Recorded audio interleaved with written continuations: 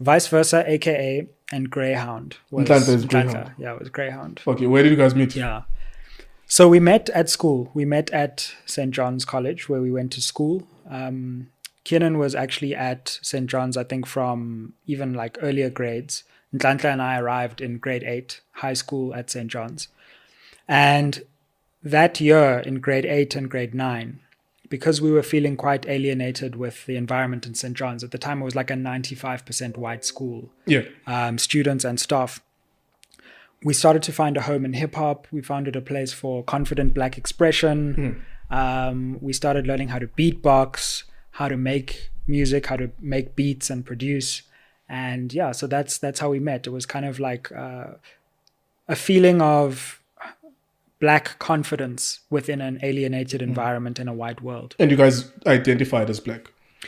We did. And I think part of the reason was that like there were so many white students around us. And many people, I think, who were in these kind of private schools at the time will identify with that feeling of being, in a sea of white people and trying to find points of connection with others that you could, identify around. Yeah. I would argue that if you guys were in Cape Town, where I come from, you would identify as colored. It's possible. So Kiernan, I think, always identified as colored. I must say. Nhlanhla would identify as Black. I would be identified sometimes as colored, but I think it's a little bit more complicated because I think colored, in some ways, is its own identity. Whereas first generation mixed race South Africans, you can be identified as colored, but you don't have any colored family. So it's a bit more complicated. But I would certainly, I'm usually identified as colored, by people who just see me. AKA, of course, is a clear success from that rap group. He becomes who he becomes. And I think he's an iconic figure in South African hip hop. Sure. I think that South African hip hop vastly transforms in terms of it attracting sponsors and money as a result of him and Casper and the conflict. But before that, there's him in Entity. What happens? Who forms Entity? Why a bunch of school kids in high school deciding they're going to form a hip hop group? Let's go into the archives. Let's go into the archive of South African hip hop.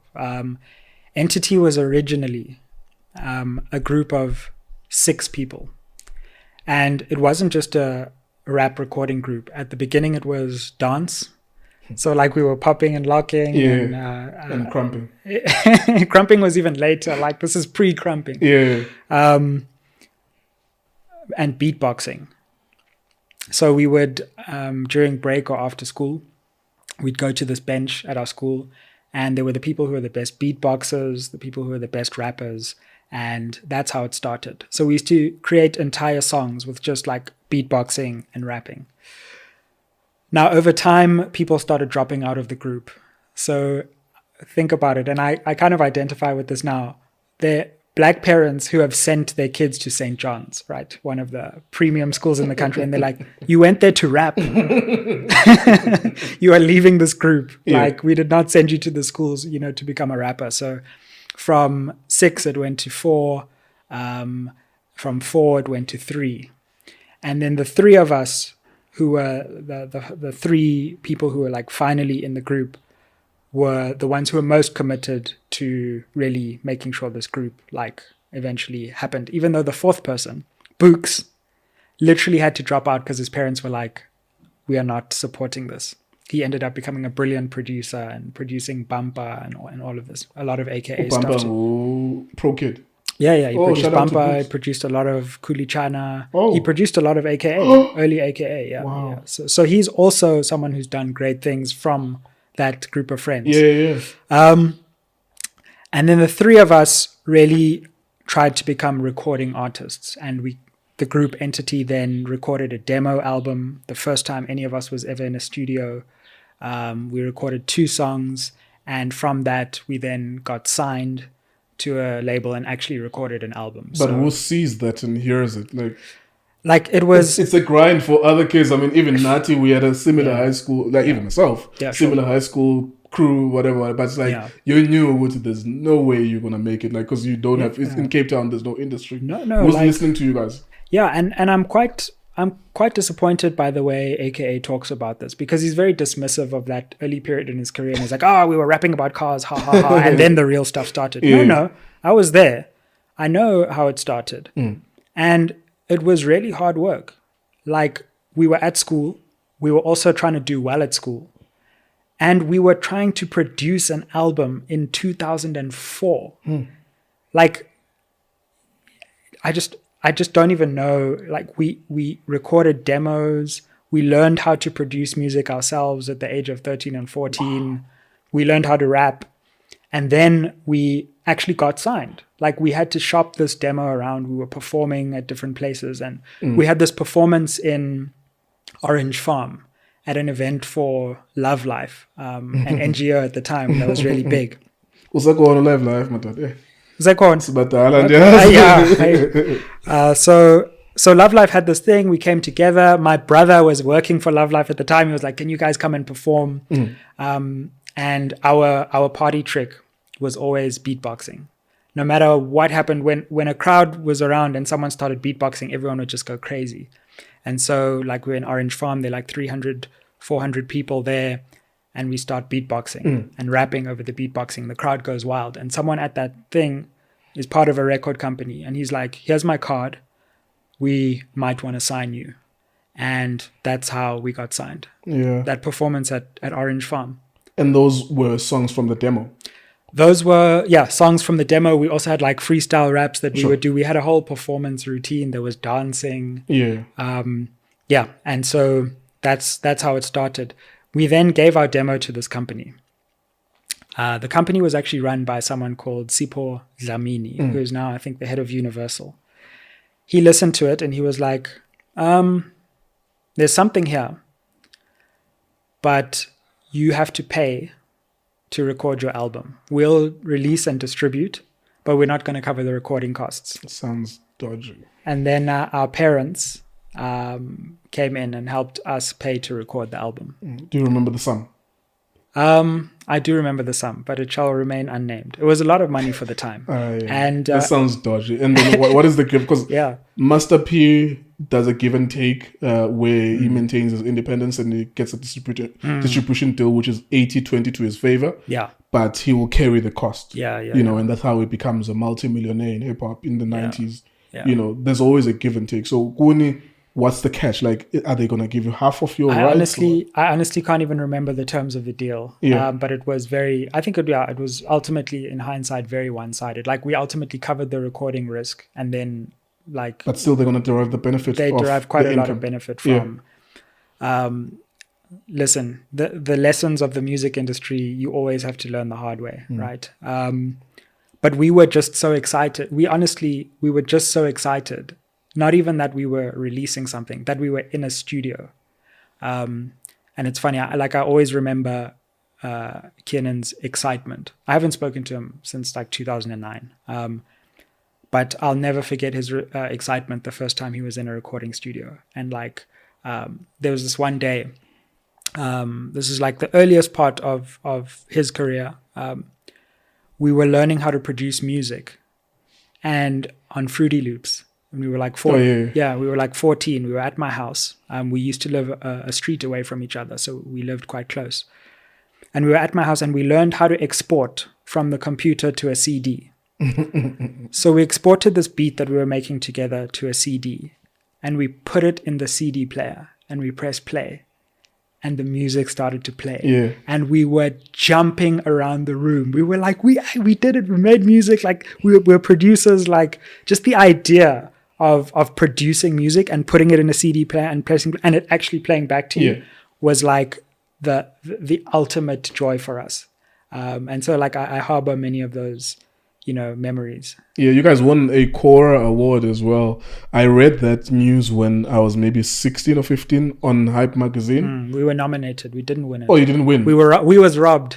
I thought you won because I was reading on Hype magazine at the time that there was like a group, South African group entity, Core award, and the only song I knew was Touch and Go. Yeah. There was another one where I think there were cars in the music video. It was a cheesy music video. It was terrible. By the way, we didn't want to do that music video. Okay.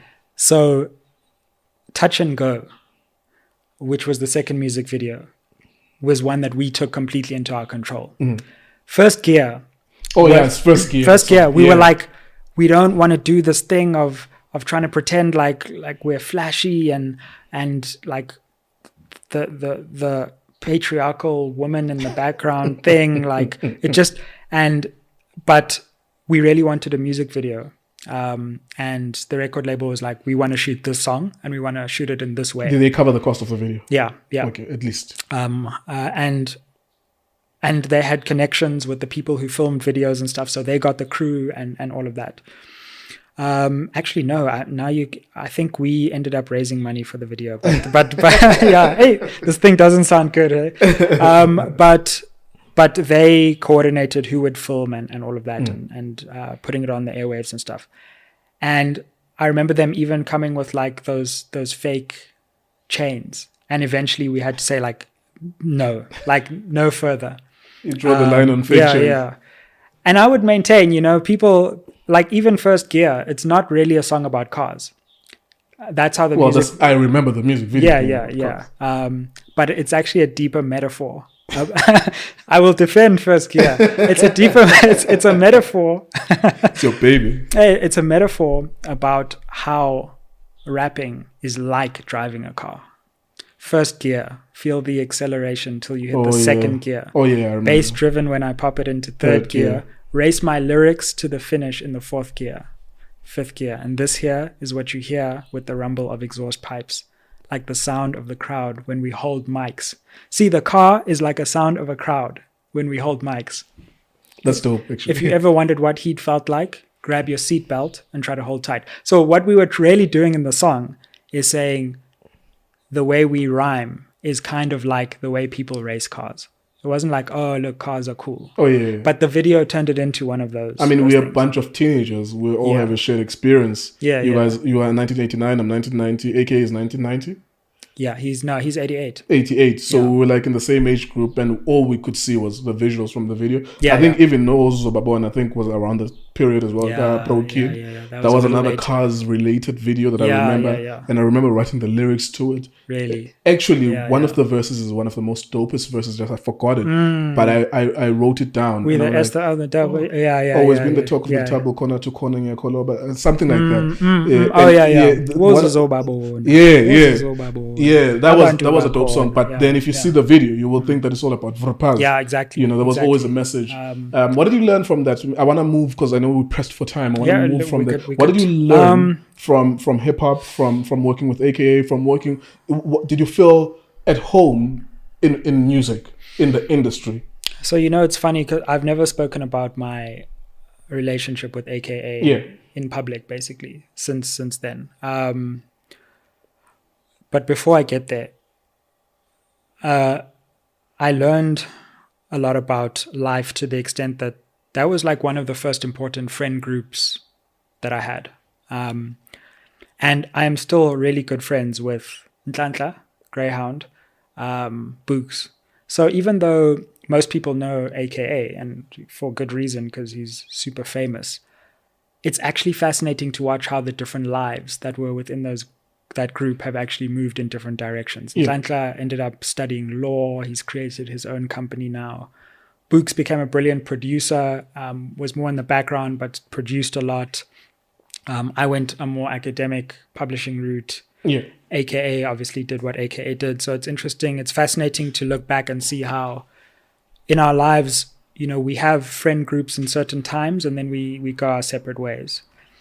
But yeah, I harbor a bit of confusion and sadness with the way that fame in some ways changed AKA. Having been really good friends, like sleeping over at each other's houses and, doing this thing together. Playing PlayStation together. Playing PlayStation, me always beating him at PlayStation, at FIFA. We cannot verify that. At FIFA, yeah. And all of us together, like this really tight-knit friend group. And I think fame does something to people, and the more famous he became, the more detached he became from that original group of friends. And I think I've gone through different emotions when thinking about that. The first one was resentment, like, oh, so now when you're successful, you totally forget about, but I think I'm more sympathetic in some ways now as well, because I think it's really hard to be famous when you're young. Yeah. It really plays on your mind and it can destroy you. And we often see the positive side of fame, but it's a difficult process to try and understand, and it can really bring the worst out of people. And I guess he must have been going through a lot, becoming famous at such a young age, and trying to navigate that. But, I haven't spoken to him since 2009. I mean, there's a reason why I called you here, is because I look up to people like yourself. You have a public profile, you do radio talks, and you are a person in this country.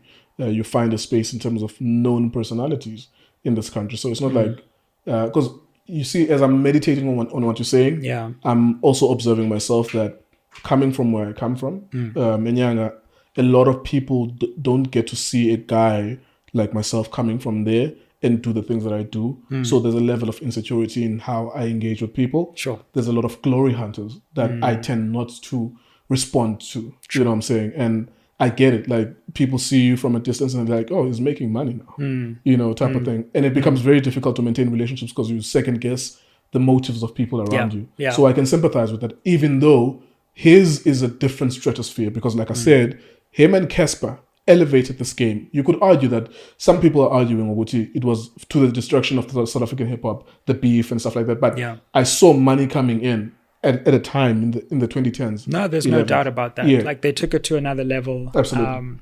And I'm always proud, funnily enough, when I see and I listen to the music, and I still see those traces of the 14-year-old production. So yeah, there's no doubt about that. They took it to a new level. But what would you say though if you were to see him today and you had a 30-minute conversation? Since you haven't spoken in a long time. A lot of things have also happened with his life that, I don't even know if that conversation would be possible anymore. But I'd want to know, like, why did you disconnect?